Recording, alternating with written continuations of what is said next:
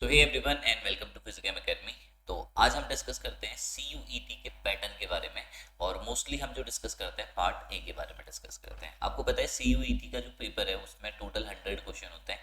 और 100 में से अगर हम देखें तो 25 क्वेश्चन पार्ट ए में होते हैं और 75 क्वेश्चन जो होते हैं पार्ट बी में होते हैं। ये जो 25 क्वेश्चन है ये क्या है, जनरल क्वेश्चन है। यानी कि फिजिक्स हो, केमिस्ट्री हो, मैथमेटिक्स हो, हर एक स्टूडेंट के लिए ये क्वेश्चन सेम आएंगे। और जो रेस्ट 75 क्वेश्चन है वो सब्जेक्ट के क्वेश्चन होते हैं।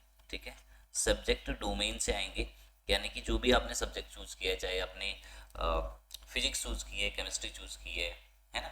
तो हम इस मेन 25 मार्क्स पे कंसंट्रेट करते हैं। देखिए इसके लिए कैसे प्रिपरेशन करनी है। पार्ट ए में बहुत सारे बच्चे कंफ्यूज रहते हैं कि सर पार्ट ए एप्टीट्यूड कैसे तैयार करें, कैसे यहाँ पे फुल मार्क्स लाएं। देखिए एप्टीट्यूड में लगभग लगभग 20+ मार्क्स लाए जा सकते हैं बहुत आसान तरीके से, जो कि आपको अच्छी यूनिवर्सिटी, दिल्ली यूनिवर्सिटी है ना, BHU JNU यहाँ जाने में हेल्प करेगा। तो क्या करना है पार्ट ए के लिए, सबसे पहले जाओ पार्ट ए में सेक्शंस देखो। पार्ट ए में क्या क्या पूछा जाता है। देखो एक तो इंग्लिश लैंग्वेज पूछी जाती है।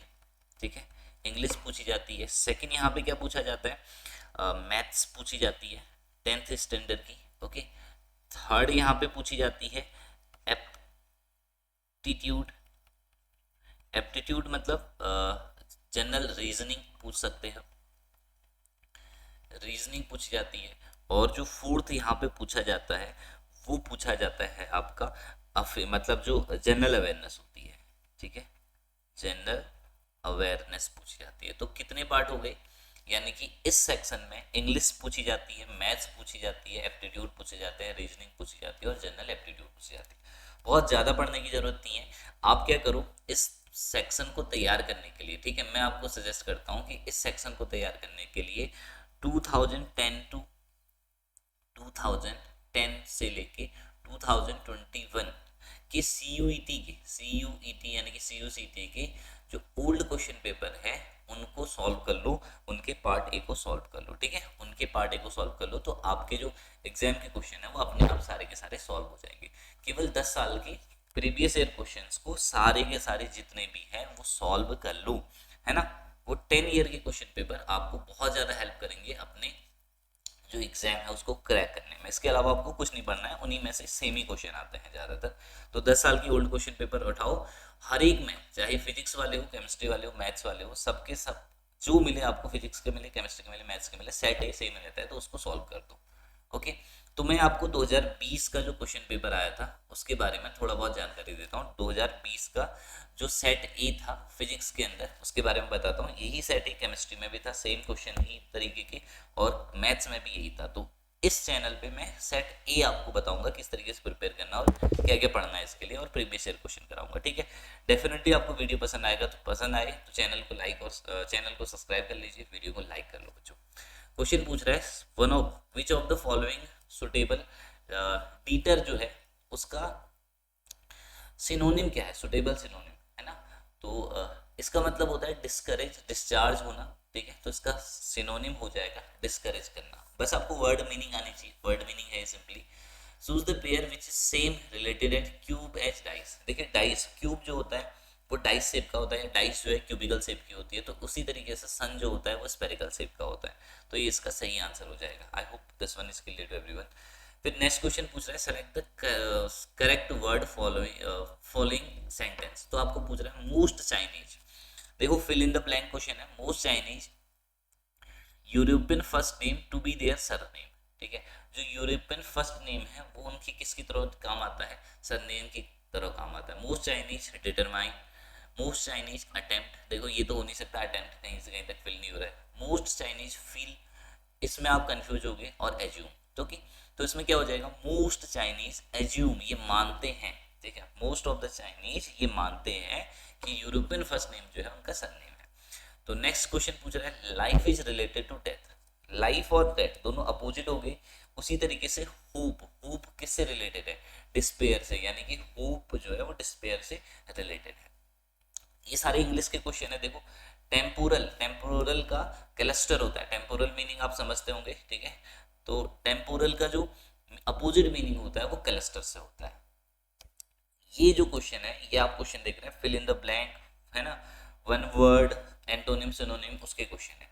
जैसे ये 6 क्वेश्चन देख लो यहाँ पे, ये भी क्वेश्चन किसका है, choose the most appropriate set of preposition, ठीक है, in the following. In first I found the work very tiring, ठीक है। फिर क्या पूछ रहा है, but at a few week, ठीक है, in a few week I got use to it, ठीक है। देखो यहाँ पे तो टू आएगा, ये तो पक्का है, तो टू तो सब में दिया हुआ है, यूज टू इट होता है ना।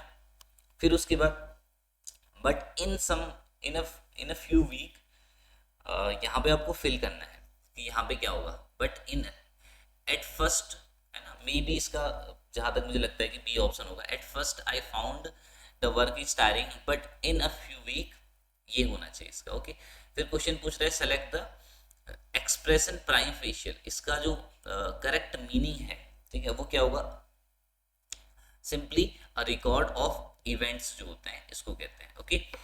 फिर पूछ रहे हैं ये जो आपके पास एक वर्ड है, अंडरलाइन जो वर्ड है उसका मीनिंग देखो कितना आसान बना दिया इसको। The cosmetic preparation that use for beautifying oneself have deleterious effect. तो डिलीटरियस का मतलब डेफिनेटली क्या होगा, हार्मफुल हो रहा होगा, हार्मफुल इफेक्ट होते हैं जो भी आप कॉस्मेटिक यूज करते हैं, ओके।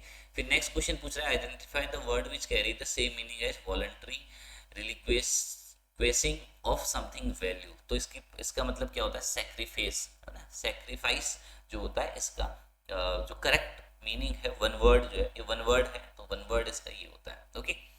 इसी तरीके से देखो, ये तो इंग्लिश लैंग्वेज के बारे में बात हुई। फिर सेकंड जो पार्ट आता है उसमें आती है मैथ्स, ठीक है। तो मैथ्स में किस तरीके के क्वेश्चन आते हैं, 10th में जो क्वेश्चन पूछते थे कंपाउंड इंटरेस्ट, पार्टनरशिप के, ठीक है, एलिगेशन के। तो a sum of money is divided among A B C D in ratio 5 ratio 2 ratio 4 ratio 3, ठीक है। If C get R S 100 more than D, तो सी को कितना मिल रहा है 4 के, डी को कितना मिल रहा है भाई, डी को मिल रहा है 3 के। तो इन दोनों का डिफरेंस जो है, इन दोनों का डिफरेंस, सी गेट मोर 1000 एक्स्ट्रा मिल रहा है, तो डी का शेयर बताना है। तो की वैल्यू यहाँ से कितनी आ रही है 1000, तो डी का शेयर, बी का शेयर कितना है 2000 रुपये। बहुत सिंपल क्वेश्चन है, विद इन अ सेकंड आप इसको कर सकते हैं। ऐसे ही क्वेश्चन कह रहे हैं कि Ashok and Vinod can do a piece of work in 20 days, Vinod and Chinku can do the same work in 15 days, Chinku and Ashok can do in 12 days, how many days they ये जो है वर्क करेंगे, विनोद अलोन वर्क करेगा। तो आपको सिंपली करना है, एक दिन में कितना वर्क करेंगे निकाल लो, फिर उसको सॉल्व कर लो। इसी तरीके से ये है कंपाउंड इंटरेस्ट का क्वेश्चन है, देखो 1200 रुपये 348.32 रुपये बन जा रहे हैं 2 ईयर में। तो आपको कंपाउंड इंटरेस्ट निकालना है, तो सिंपल कंपाउंड इंटरेस्ट का फॉर्मूला लग जाएगा इसमें। इस तरीके से इसमें भी एक सिंपल कंपाउंड इंटरेस्ट का फॉर्मूला लग जाएगा। तो SI CI देख लो, इस तरीके के फॉर्मूले आपको रट लेने हैं। फिर बात करें लास्ट सेक्शन में, लास्ट सेक्शन फिर क्या आता है, मैंने कहा फिर यहाँ पे एक और सेक्शन छूट गया होगा हमारा, कहीं पे दिख रहा है, ओके, आई थिंक जो है हमारा वो सेक्शन छूट गया है जिसमें जनरल एप्टीट्यूड पूछी जाती है। तो ये जो है ये लास्ट है अवेयरनेस के क्वेश्चन, जैसे ज्ञान, ठीक है। अवार्ड किस लिए दिया जाता है, लिटरेचर के लिए। Which of the following is the forest over country, सबसे ज्यादा लार्जेस्ट फॉरेस्ट कहाँ है, मध्य प्रदेश में। मतलब कॉमन एप्टीट्यूड के क्वेश्चन है, इसके लिए कुछ एक्स्ट्रा पढ़ने की जरूरत नहीं है, ठीक है। Which of the following is the birth place of Gautam Buddha, तो आपको पता होगा, अपने बचपन में कहानियां पढ़ी होंगी, ठीक है। नेशनल साइंस डे, ठीक है, the theme of the national science day, ये आपको करंट अफेयर का क्वेश्चन पूछा है। तो इसके लिए क्या करना है आपको, एक किताब आ जाती है मार्केट में CUCT से पार्टी की, उसको या तो उसको परचेज कर लो या प्रीवियस ईयर के क्वेश्चन कर लो। Most of the time you can do the 20+ question, बहुत ज़्यादा एफर्ट नहीं देने की जरूरत है इसमें, इजीली आप 20+ स्कोर कर सकते हैं, ठीक है। डेली वीडियो को देखते रहिए, बने रहिए चैनल के ऊपर, मैं और ईयर के भी क्वेश्चन आपको कराऊंगा, और जितने सारे क्वेश्चन प्रैक्टिस हो सके, करंट अफेयर के हो सकते। देखिए करंट अफेयर के लिए आप क्या कर सकते हैं, जो 2-3 महीने, मतलब जनवरी से लेके ये हमारा जो अक्टूबर नवंबर जनवरी से लेके मई जून तक की करंट अफेयर पढ़ सकते हो कहीं से भी, और बहुत आसान करंट अफेयर पढ़ना है, नहीं भी पढ़ोगे तो कोई ज़्यादा दिक्कत होने वाली नहीं है।